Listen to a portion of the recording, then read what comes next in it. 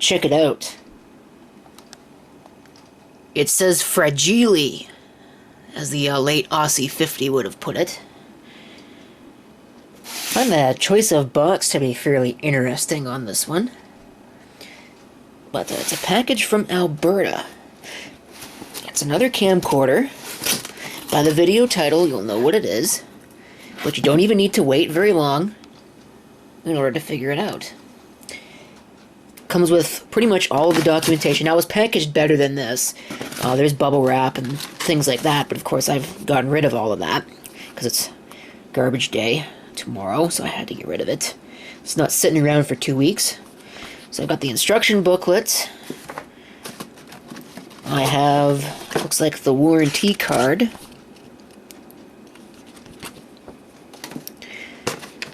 I have a correction.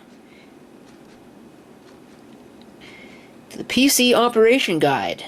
If the number of files exceeds 98, so that's, I guess, what the manual says, and that is what the actual correction is. It's quite the discrepancy in the number of files. Thank you for purchasing JVC.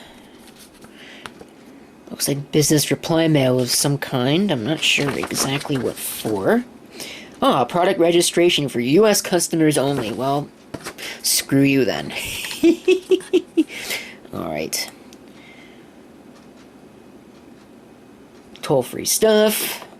Usual thing. There's the PC operations guide, to which the correction appears to apply.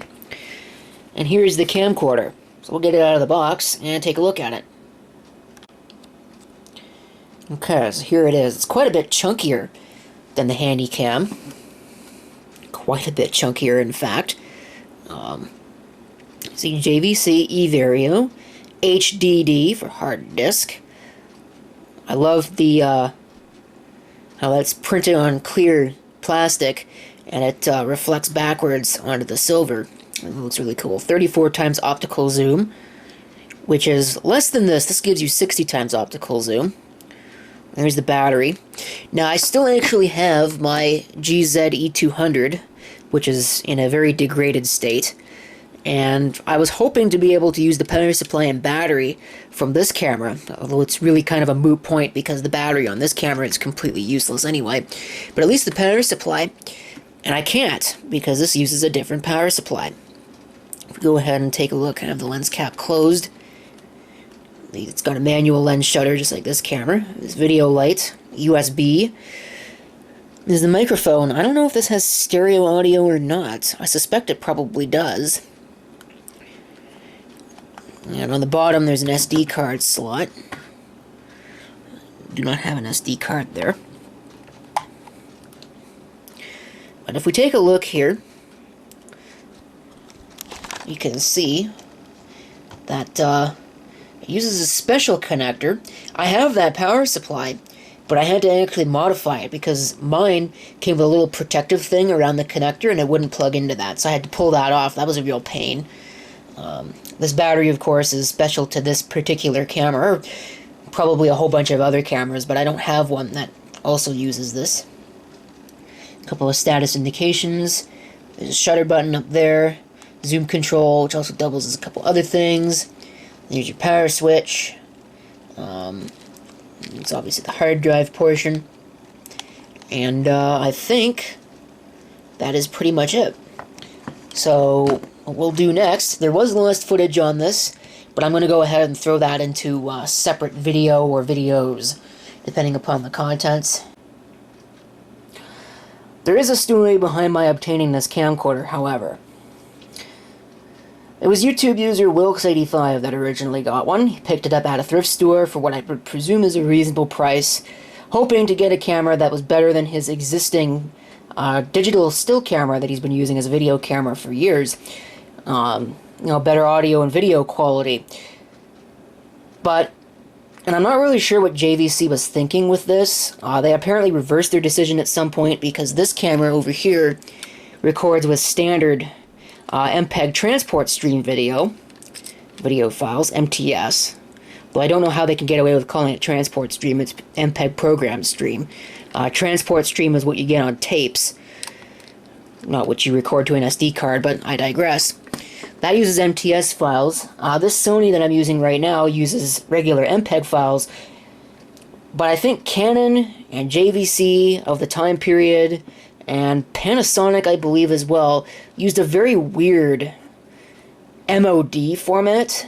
I'm not sure of the technical specs, if it's any different from MPEG video, or if it's just MPEG video with a different extension, and maybe some different headers. But for whatever reason, those files do not work with the majority of, video editing programs.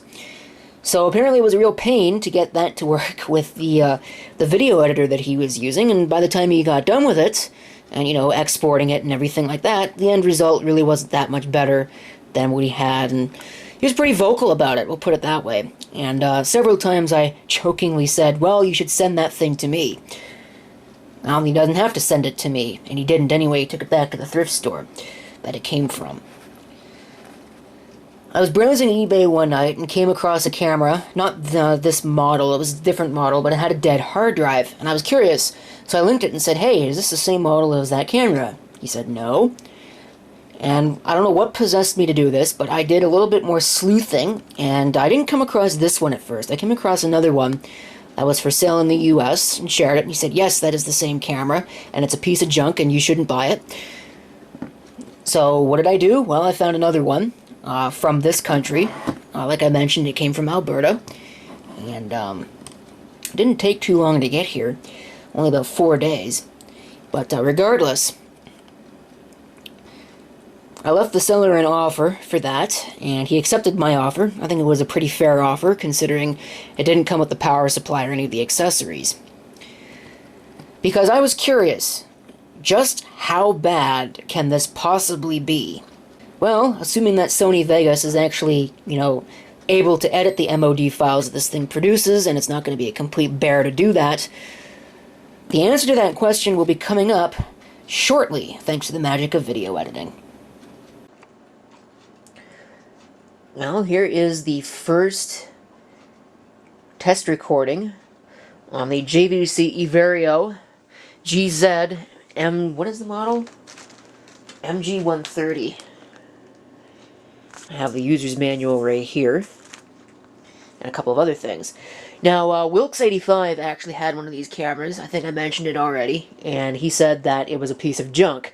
And I'm not going to disagree with that entirely, because this thing is very, very poor in low light. But from what I can see through the view screen, now the focus doesn't seem to work very well either, as you can see from that. Unless it's in manual focus mode. No, it's not.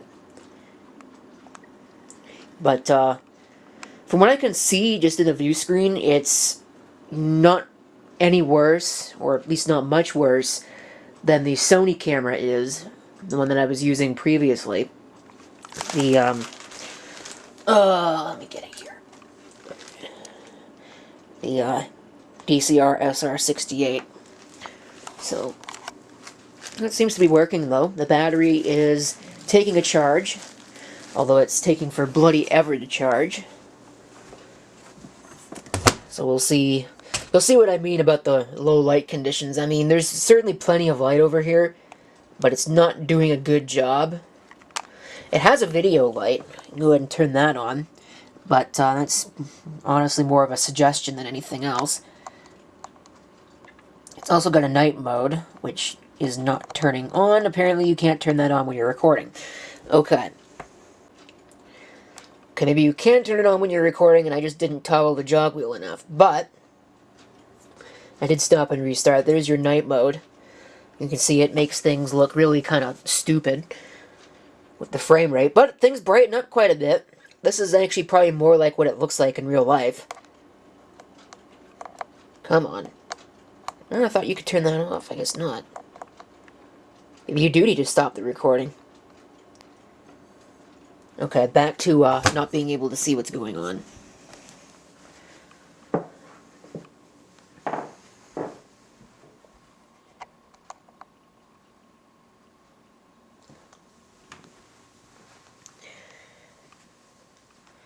Maybe the light's not as bad as I thought it was. really doesn't seem to work that well.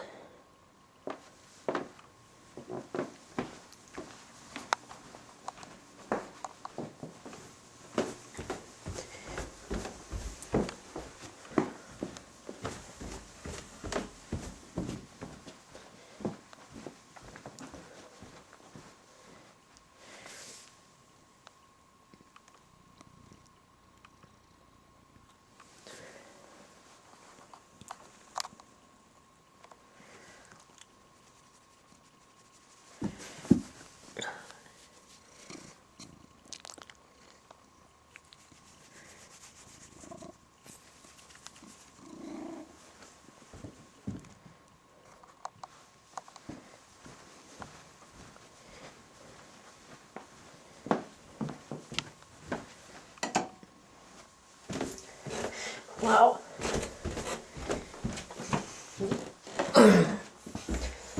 It's worse in low light than I thought.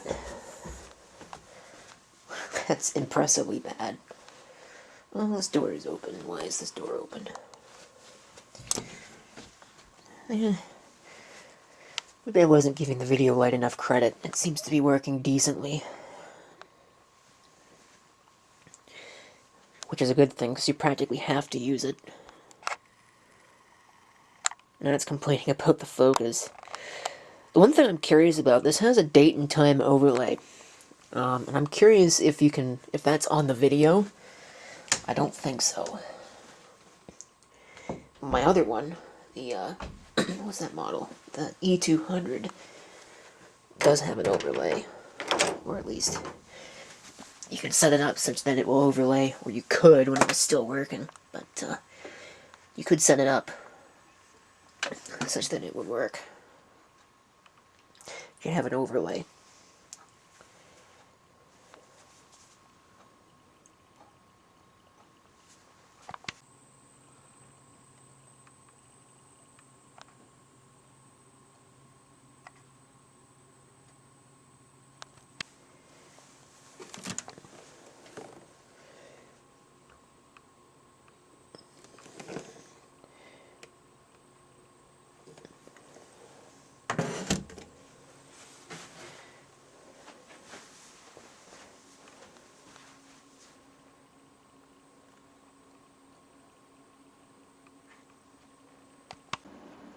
So it seems to be working.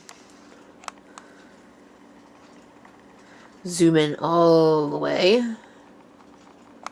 The image stabilization is turned on. So we'll see how good of a job it does. Seems to be going all over the place. I turned the digital zoom off. You get two options. I think it was like 68 times and 800 times, but digital zoom is worthless, so I turned that off. I turned the wind cut off. I think there are a couple of other features that this has that I've turned off. Oh,